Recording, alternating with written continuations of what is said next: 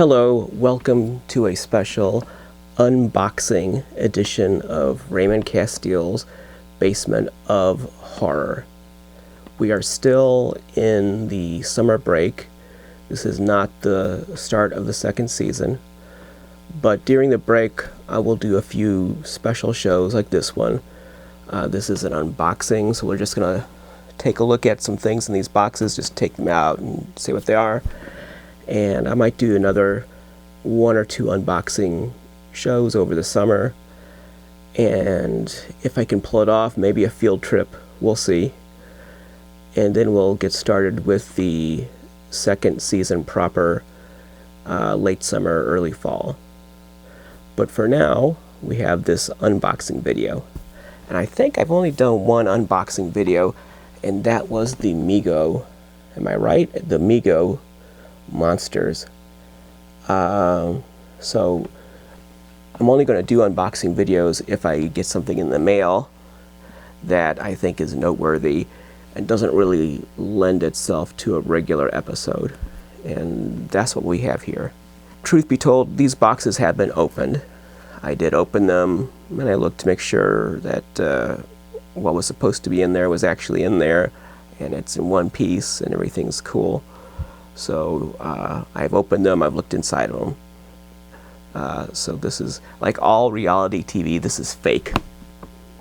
This is fake reality TV. But you know that already. It's all fake. I'm a fake, show's a fake, the unboxing is a fake. It's reality TV, it's all fake. I'm sorry. But we'll just pretend we didn't hear that and go on with the show. So, let's see here. As you can see, the post office took great care in shipping this box.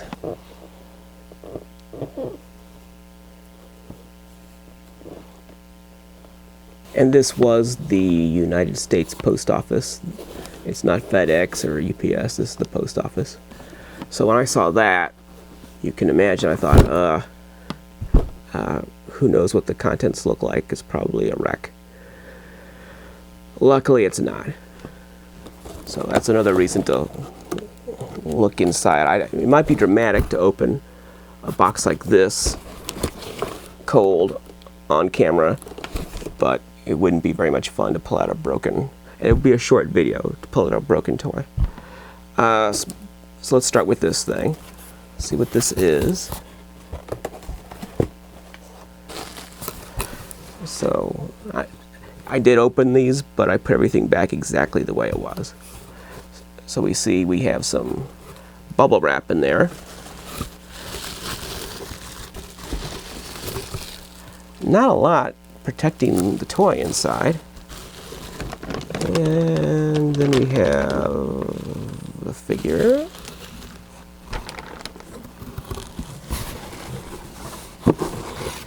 And we have a piece of paper. Okay, let's put this over here. All right. What is this thing? It's in a bag.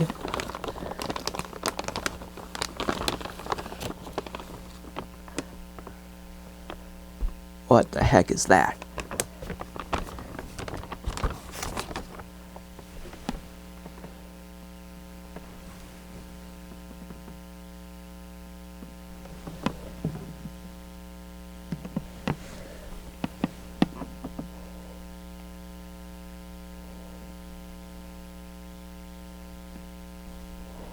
Well, he is crazy, isn't he? He looks crazy. Well, what is this crazy thing? All right. This is a vinyl figure based on an illustration by an artist named John Kenn Mortensen.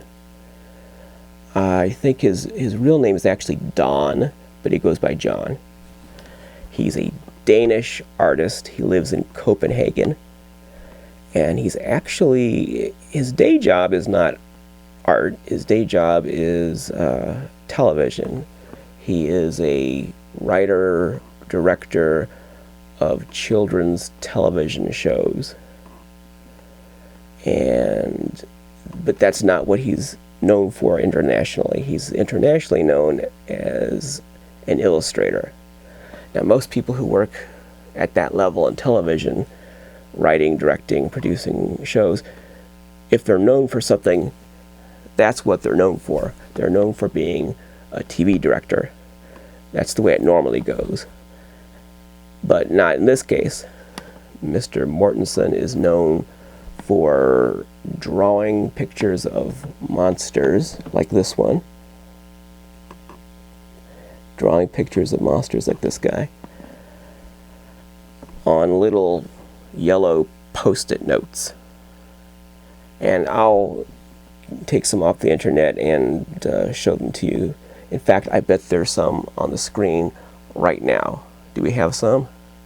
I'm talking to my crew over here. Do we have some John Kenn Mortensen pictures we can show people? Go ahead, put them on the screen.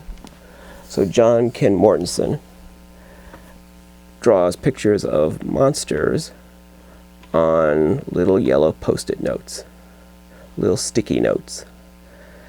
And even though it's a small format, his illustrations are very detailed, very disturbing.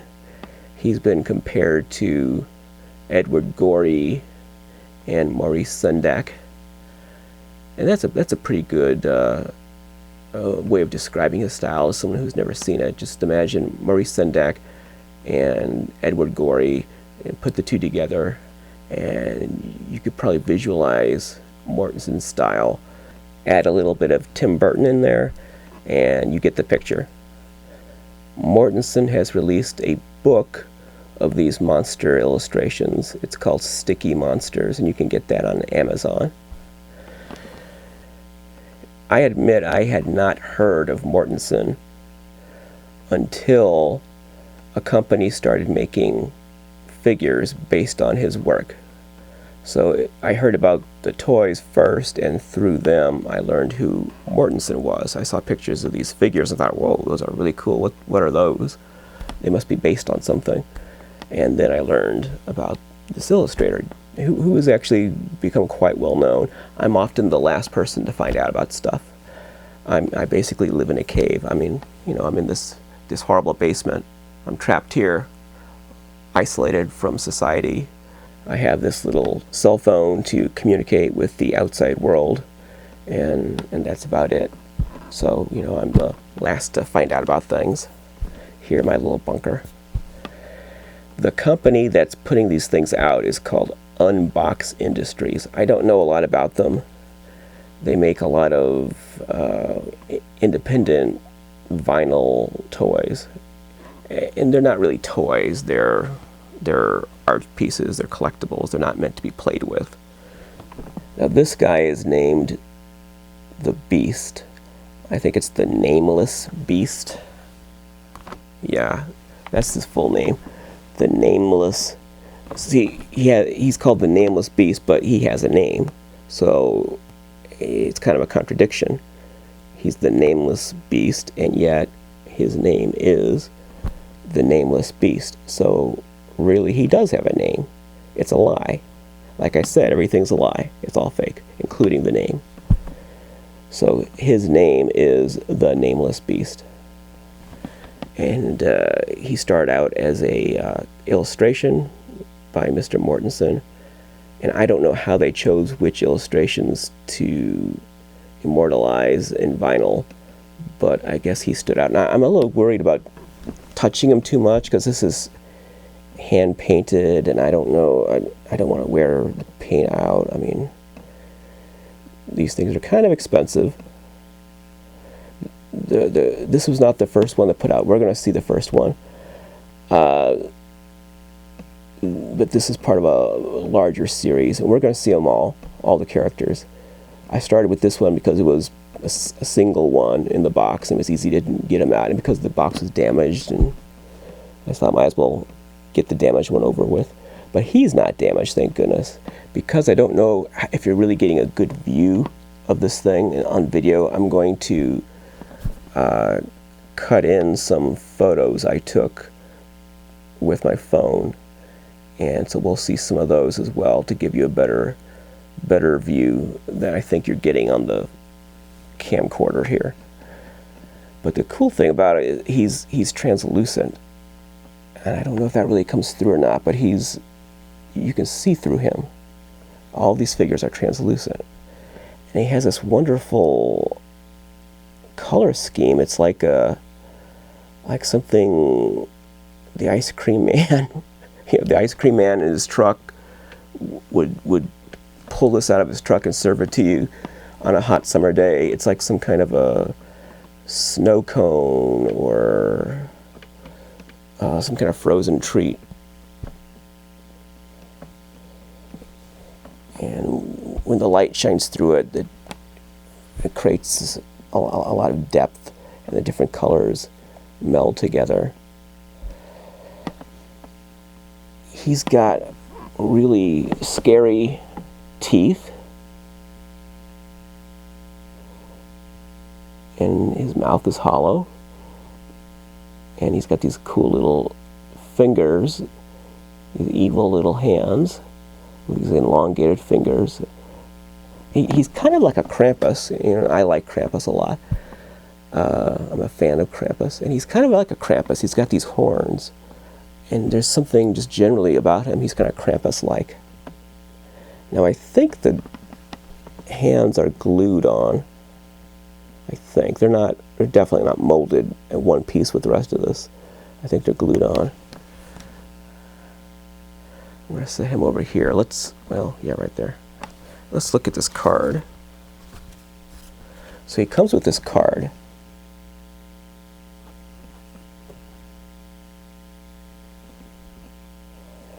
And this is just placed in the box just like that. Let's see what the card says. The Nameless Beast by John Kenn Mortensen. Unbox Industries. And we're unboxing it. Isn't that nice? It's Unbox Industries, and we're unboxing it. Produced by Unbox Industries, designed by John Kenn Mortensen. It's got the website www.unboxed.industries. And it's got a little hologram sticker. It says made in China, ages 14 and up, a choking hazard, social media symbols.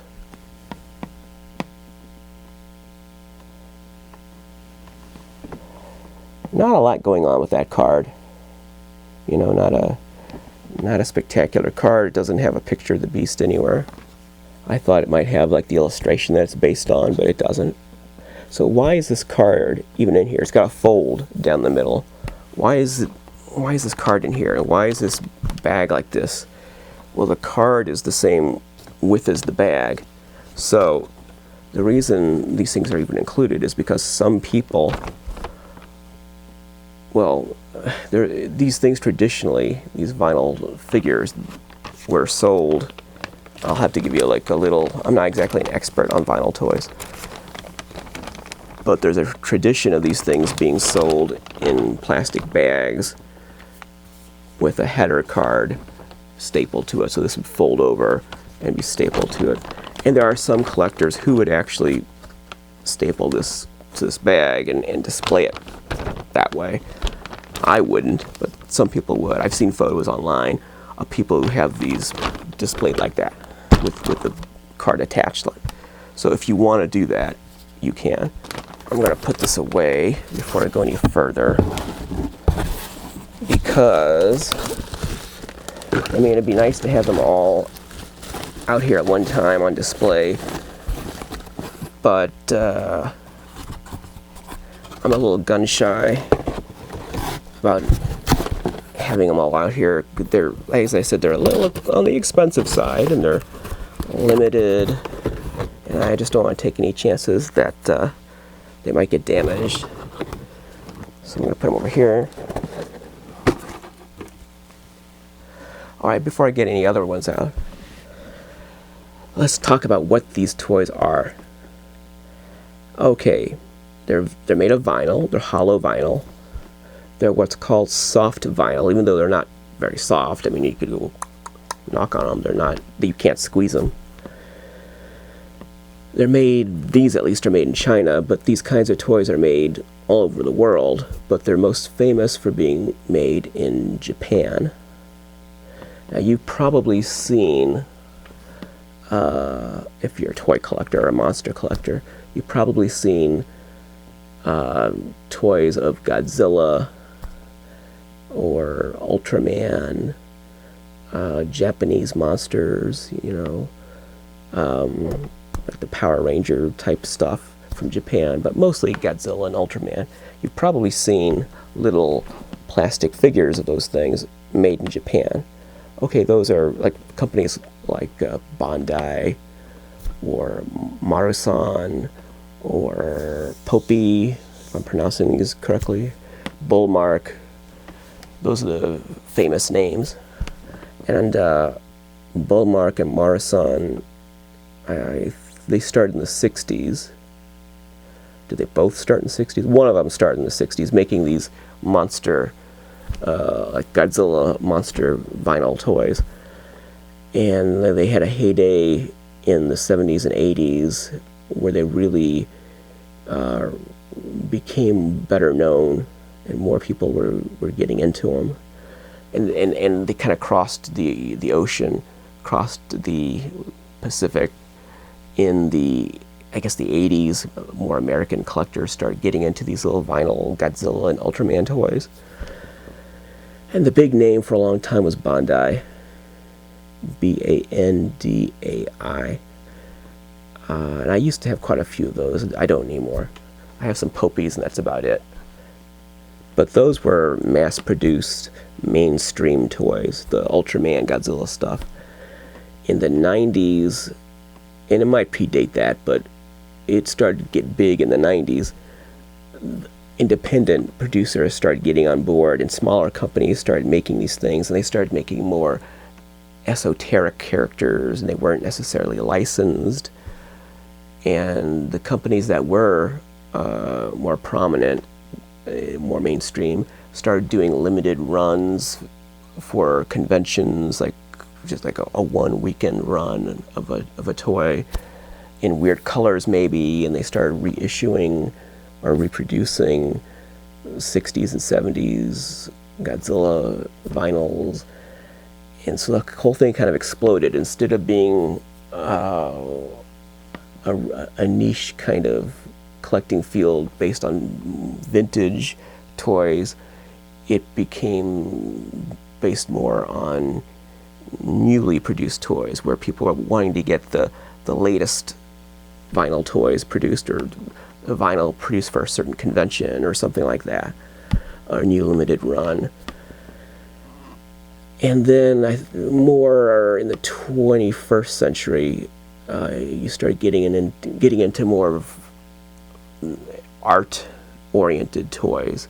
Instead of movie characters, people started creating their own original designs, and it became more of a pop art form. The current term that collectors are using is sofubi. These things are sofubi, S-O-F-U-B-I, sofubi. And apparently in Japan they've been called sofubi for decades, but American collectors a few years ago, they were calling this stuff urban vinyl. That was the big catchphrase. Like 10 years ago, this was urban vinyl. And I also heard it called art vinyl. But urban vinyl was the big thing. So for a while, you were hearing all about urban vinyl. And there were all these different character designs and a lot of B-movie characters like Robot Monster or Larry Buchanan monsters were being made as these vinyl figures. And I don't think there was any licensing going on. But just like whatever you wanted to make, if you had the means to produce these things, and it's not like a homemade kind of thing. There's some manufacturing involved, so you have to have access to some resources. But you your imagination or your whimsy was the limit. I mean, you could, if you wanted to make a monster from some obscure film that no mainstream company would ever make, hey, why not? But to get these things, they were always expensive, and you had to really be in the know to even know when they came out. So I started a few years ago noticing some of these really obscure characters being produced in vinyl, and I thought, wow, those are cool. How do I get in on that? But by the time I found out about it, and most people, just from what I saw in the discussion online, by the time most people found out about it, they were long sold out. They had been sold out for a year or two by the time Joe Schmo like me found out about it. And it just seemed like a really obscure kind of hobby that maybe was a little over my head, and I didn't want to get into that because it seemed like a bottomless pit. Even the mainstream vinyl stuff, if you're going to collect Japanese vinyl, like monster figures, that's a whole other world. I mean, you could spend tens of thousands of dollars easily and have just shelves of just hundreds of those things and still barely scratch the surface. So I think if you're going to go that route, that would be your main thing. Like, that's what you collect. That's your thing. It's not something to do as a sideline. At least it's not something for me to do as a sideline. So I've actually made a point of not collecting that. I mean, like, actively avoiding collecting that kind of thing because it's such a rabbit hole. I don't want to fall down that rabbit hole. It's overwhelming. There's too much out there, going all the way back into the 60s, and there's this explosion of, in the last 20 years, of all this modern stuff, and I don't know what I'm buying. I would get lost very quickly and waste a bunch of money through my ignorance, buying stuff that I just didn't know what I was buying. So I've avoided this whole vinyl culture. But finally I decided with this stuff to take the plunge because I saw pictures of these Mortensen vinyl figures from Unbox Industries, and I thought, wow, those are cool. Those are really cool. I like the look of them. And I said, well, if I'm ever going to buy any of this stuff, I guess this is a good place to start. Why not? I don't think I'm going to go any further. I think that's it. Just this set is it. That's what I'm saying now. But also, I could wrap my head around it. I knew that there's this artist, and he has this style, and it has a cult following, and so this company produced these figures based on this artist. I could understand all that. Some of this urban vinyl or sofubi culture, it's, from the outside looking in, it's hard to understand. Some of this stuff, it's, it doesn't play in Peoria. You really have to be in sync with it to fully appreciate it. And since I've gotten into these, I've seen a lot of other things, like even the ones that this company makes, Unbox, and a lot of other companies. I've paid more attention to it lately, and there's just a lot of very unusual pieces. And some of it is just like someone thinks of some grotesque character with weird, maybe it's got an arm from one character and a head from another character. There's this whole world of independent custom toys that are deliberately getting away from the mainstream, getting away from representing licensed characters, and are creating these original designs and very weird and grotesque and surreal and bizarre. And I can certainly understand why someone would be into that. That's not quite why I collect. It's a little off the path. I really like the idea that something was sold in stores and was designed to appeal to children. That aspect of accessibility to any child who wanted to buy it, of trying to appeal to the masses, that's part of why I collect toys. And when that's taken away, there's some connection that's lost. But I'm getting far afield here. So that's not what this video is about. So before we get much later, let's get into these. As I often do with these videos, I'll show you something, but then I'll start blathering for 30 minutes, and finally I get back to the toys. But hopefully you find something rewarding in my blathering, I hope. As I said, I'm not an expert on this stuff. And I said that sofubi is what they're called these days, but I'm sure that there are hardcore sofubi collectors that are upset now because they would say they've been called sofubi for 40 years. They didn't just start calling them sofubi right now. You idiot. Sorry. No matter what anybody says. In the United States of America, to the majority of collectors, sofubi is the latest term that's caught on. I'm sure that's what they've called them in Japan forever and ever, of course. But here, just yesterday, they were urban vinyl. That was the big catchphrase. Everything you read about these toys is urban vinyl, urban vinyl, urban vinyl, urban vinyl. Or they call them art vinyl or art toys, art figures. But now sofubi has replaced all that, and I think that has settled as, because it's, I'm sure, the correct term and the original authentic term. That's the term that American collectors are using now, and I would guess European collectors too. And sofubi means soft plastic or soft vinyl, which is what they are. They're soft vinyl. But the sofubi means soft. It's a Japanese word. And like I said, there's serious collectors who are just throwing something at the computer now, saying, this guy doesn't know what he's talking about. Get him off of YouTube. How dare he?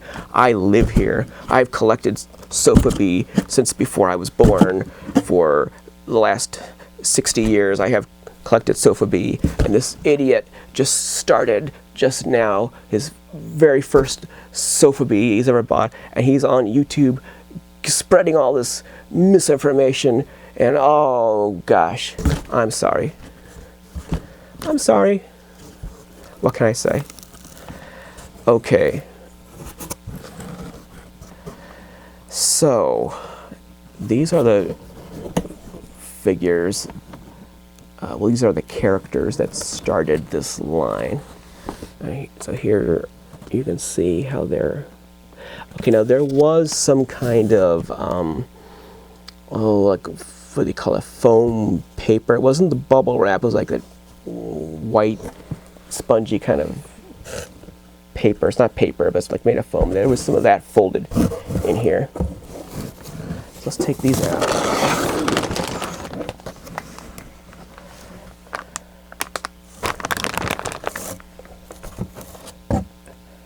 Here's a card.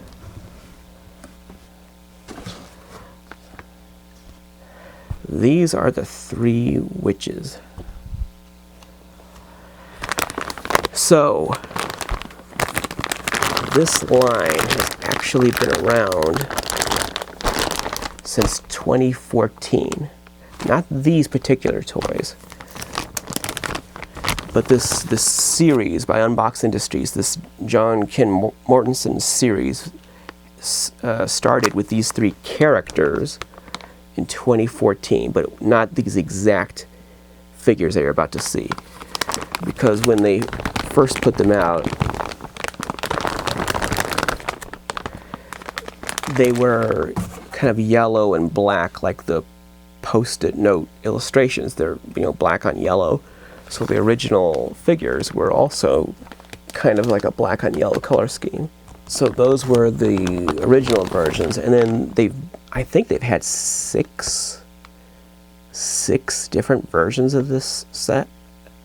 I was looking at a website earlier, and it showed 6 pictures, these variations. Now some of them were just really, really limited, just for a particular promotion or something. Where they only, I don't know, maybe it was an event or something, but some of them were very limited.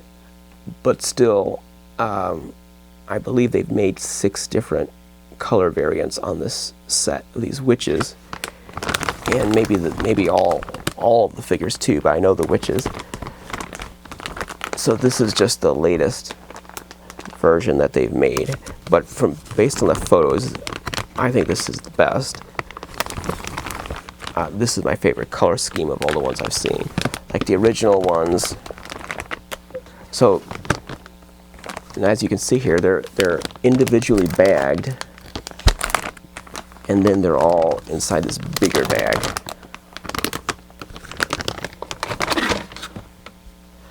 Let's look at this card. So you see the color scheme on this card. So here it shows the witches. That's the illustration this is based on.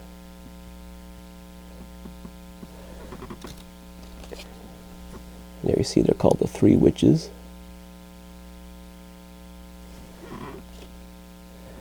You see them right there, and then here's a scared person in the shed. And a lot of Mortensen's illustrations depict children encountering them. Not always.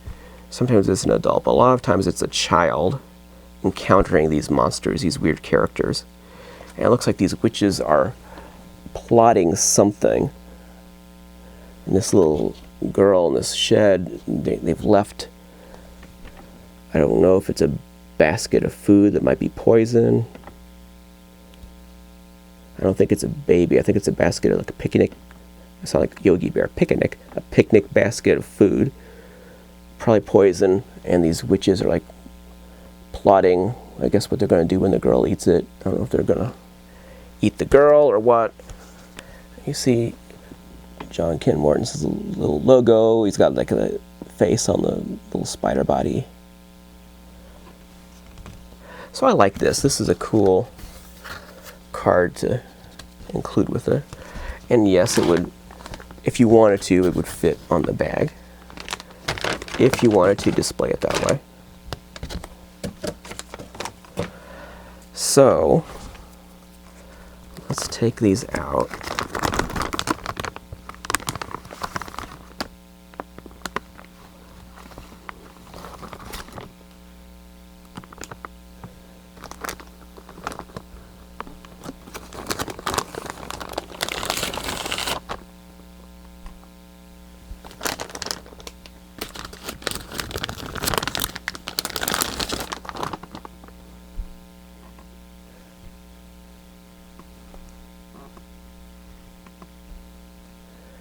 There they are, the 3 witches.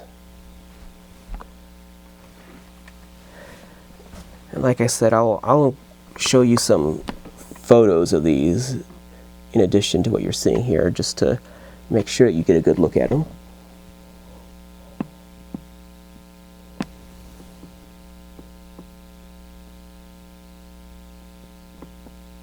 You can see the different colors. I don't know if the translucent quality of these things really comes through on this video. I think this is like the leader of the witches. I'm hoping that's in focus. Of course, I have to use autofocus on these cameras, and sometimes it's weird what it chooses to focus on. Not necessarily the toy I'm trying to show you.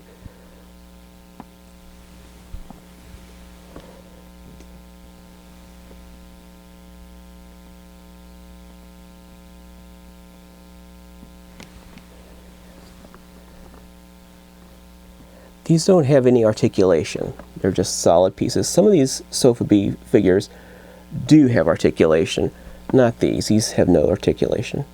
They're solid pieces, and they're sculpture. They're not toys. They're sculpture. They're meant to be put on a shelf and just displayed and looked at. And they mimic the poses in the illustrations. So they're all based on illustrations, and they mimic the pose that's in the drawing. They're not exactly. They're not one-to-one, precisely like the illustrations. And frankly, I think the differences are for the best. Whoever at Unbox Industries, whoever sculpted these, I don't know if it says, does it have a name of the sculptor on here? No. So whoever sculpted these had good taste in knowing how to translate them into 3 dimensions, because I think if you made just exactly what the illustration looks like, one-to-one, literally, try to take that exactly in 3 dimensions, it wouldn't work. So there's some interpretation here. The sculptor created them to look good as physical objects, and so a little bit of liberty was taken, and that's good. I mean, I like that it was done that way. So these have they're hand painted. They have very intricate detail. Their teeth and their fingernails, I mean, they're very delicate. You wouldn't want to mess around with these too much, because I can imagine they break very easily. Like her little fingers, I'm sure, wouldn't take much to snap those off. Even though it's soft vinyl, which is supposed to be flexible, still, you wouldn't want to be too rough with these. Look at them, aren't they cute? Here they are with their illustration. And I like that you could display these like on a shelf with this illustration behind them, if you wanted to do it that way.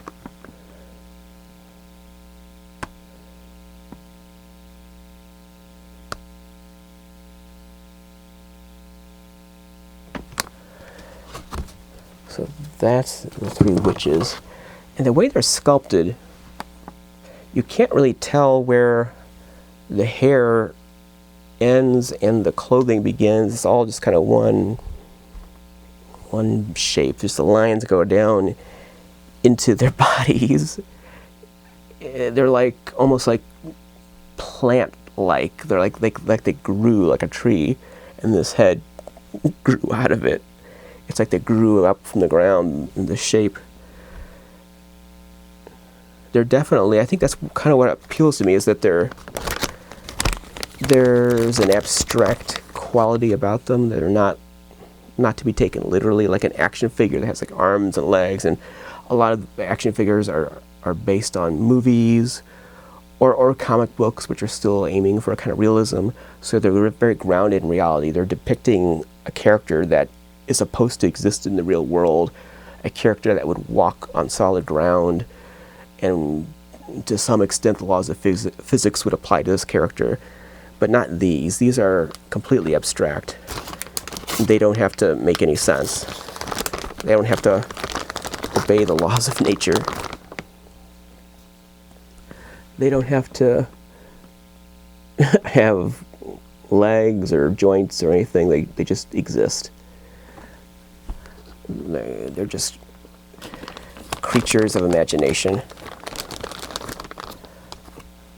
Okay, how do let's see here. I will just put them in this box for now. Hopefully it'll be okay. I'll put them away more carefully later. I think they'll be okay there. All right, last box. So this is the latest one. So for this, they always seem to start with the witches. Every time they reissue these in different color schemes, they start with the witches, then they do the beast, and then they do the vampires, which is what's in here. So here's the vampires. Okay, so here's that material I was telling you about. See that white material?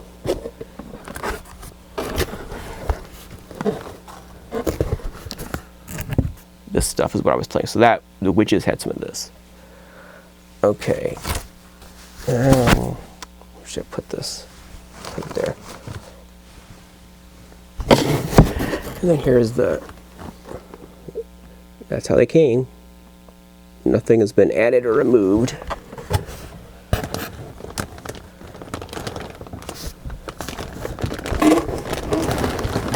These are a little bit bigger than, put that to the side there. These are a little bit bigger. These are the biggest ones in the series, these vampires. Although this guy's small, but.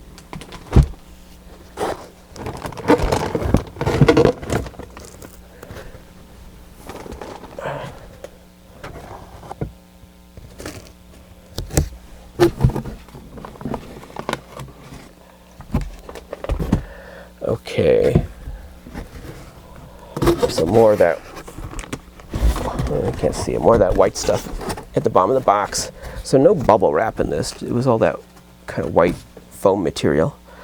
And with these, it came with this cool bag. It's like a velvet bag, and it says Unbox Industries on it. And interestingly, these did not come with a giant bag that could hold all the vampires in one bag.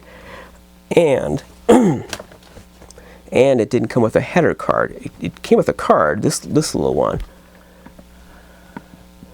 That's not a header. That is not a header card. That is just like a postcard. Designed by John Kenn Mortensen, produced by Unbox Industries. And you can see here, it shows the scene with the vampires. They're having a little meeting. A little meeting of the vampires.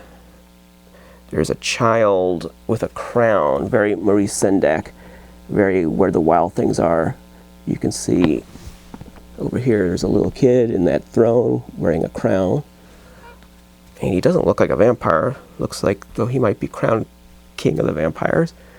Very much like Where the Wild Things Are. Okay, well,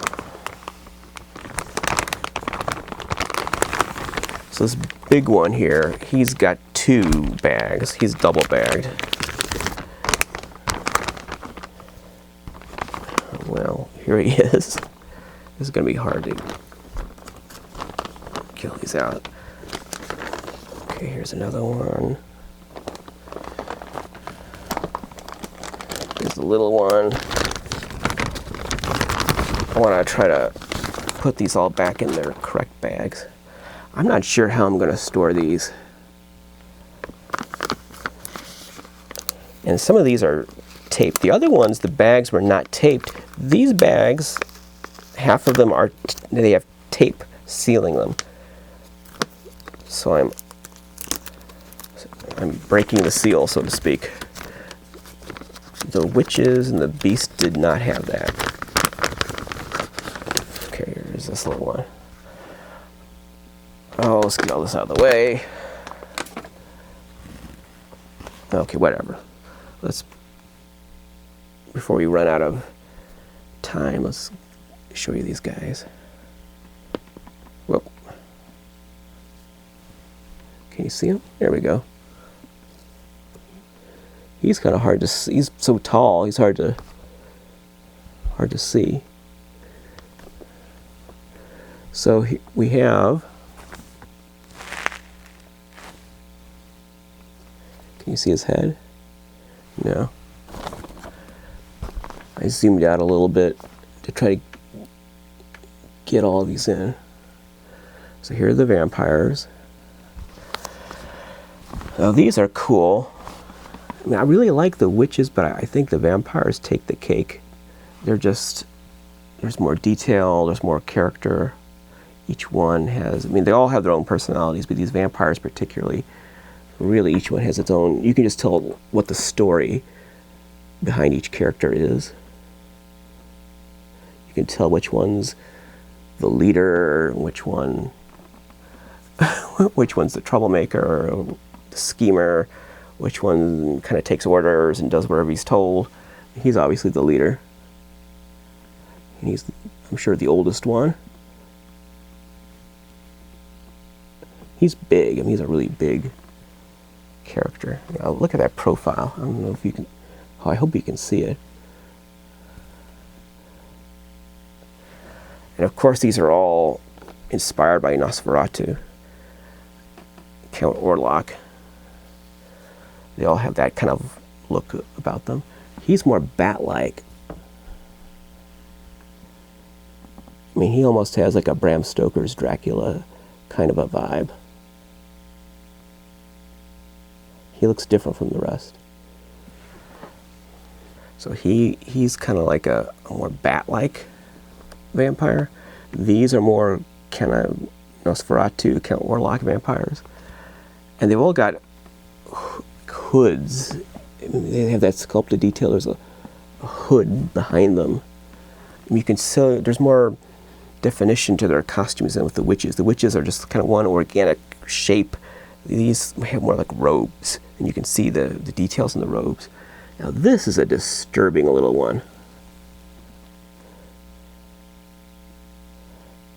He is disturbing. He is a little child with like a parasite growing out of his head. It's like a caterpillar kind of a creature that has taken over his head, and his head is swollen, and the caterpillar's face is here, and it's got legs coming out, and the child is just kind of like he's been taken over. He's just like a vessel for this parasite now. And I know that there's in nature there are parasites that invade insects and take over their brain, like kind of hijack their brain, start growing out of their head, and use the insect for locomotion. But the insect is, I mean, the brain's taken over, and the parasite's bulging out of their head. So I mean, I can tell that's where his inspiration must have come from.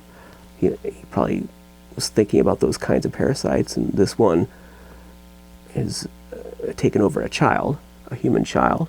So it's a disturbing concept, and his probably it's too small to see here, but his face is sad. The child's face is sad and sullen, and it's just a sad, sad character. So I like it. There's different kinds of vampires. There's like the Nosferatu vampire. There's like the more bat-like, demonic kind of Bram Stoker vampire, and then there's sort of like the Thing, or some more sci-fi kind of vampire, more parasitic vampire. So there's all these different kinds of vampires in this little group, but I guess they're all part of the same gang, part of the same vampire society. I'm sure if you're interested in horror, you've probably seen What We Do in the Shadows. I've seen the movie, and I saw one episode of the TV show. I'll catch up with the TV show. The one episode I saw was, it was okay, but it wasn't as good as the movie. But these kind of remind me of that. I can imagine something like this on What We Do in the Shadows. It wouldn't be the main characters, but it might be like a really evil group of vampires that they might visit. And then once they visit them, they might think, how do we get out of here? I can kind of make up my own story about these crazy vampires.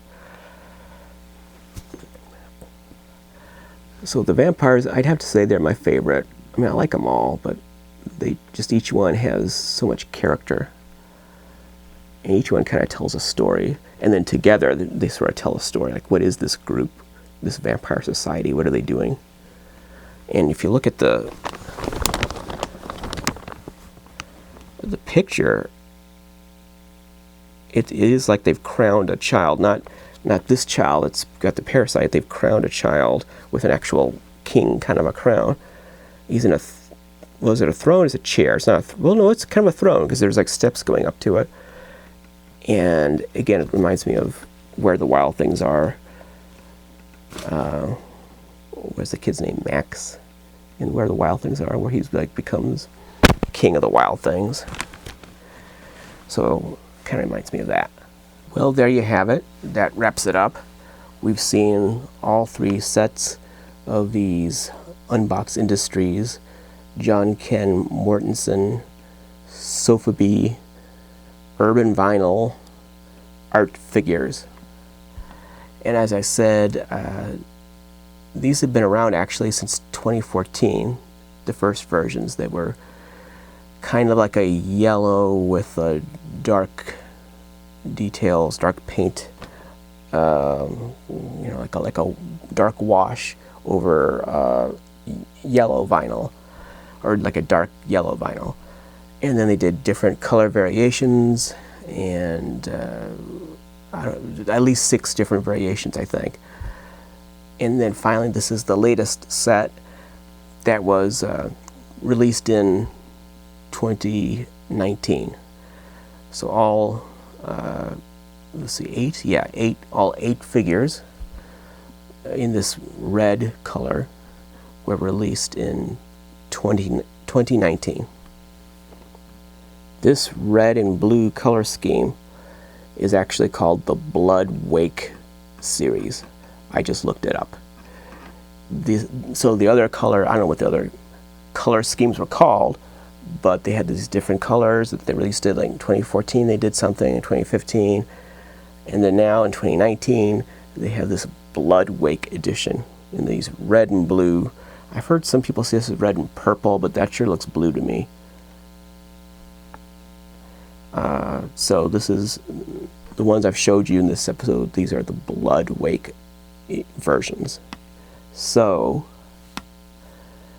I kind of hate to make a mess of things, but I feel like we need to see all of them together for a grand finale.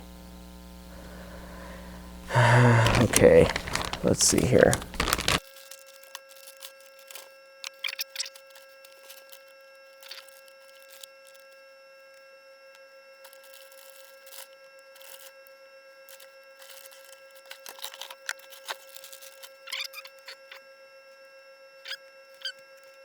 Here we have the entire set, the Blood Wake series of John Kenn Mortensen sofubi figures by Unbox Industries. I don't know very much about Unbox Industries. I don't know what country they're based out of. I know they make their toys in China, but I don't know where their offices are. And after looking at the other things that they sell on the website, I mean, I'm sure it's all very nice, but these are the only things that really interested me. I don't think I'd be buying any other Unbox Industries toys, unless they put out more John Kenn Mortensen stuff. These really stood out by far among all the things they had on their site. These are really unique. And I have no idea how that particular company hooked up with that illustrator and how that deal was hatched. I have no idea. I just know these are very macabre and very cool, and they have a lot of personality. And there's like a whole universe of these things. I mean, they suggest a world beyond just these characters and what you see. They suggest a universe beyond just these characters. You can imagine this world kind of like Halloween Town in The Nightmare Before Christmas. If you just see a few of those Nightmare Before Christmas characters, even if you haven't seen the movie, you can imagine all the other characters that must live in that world. I hope if Unbox continues this series that they don't just keep reissuing these 8 figures again and again and again. Well, you know, let's make the green version, let's make the glow-in-the-dark version, the polka dot version. I think they perfected it here. I think looking at all the different color schemes that they've used, this is the best. This is the most dynamic. And I think this is the definitive set. Even more so than the black and yellow, which I know would be, for a purist, that's the most like the original illustration on the post-it note, yellow pads.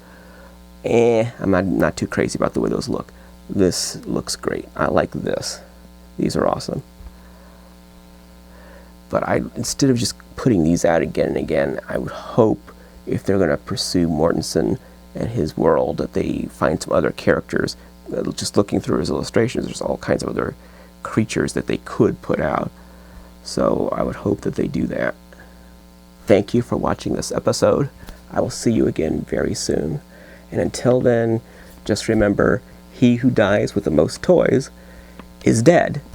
Thank you very much. Bye-bye.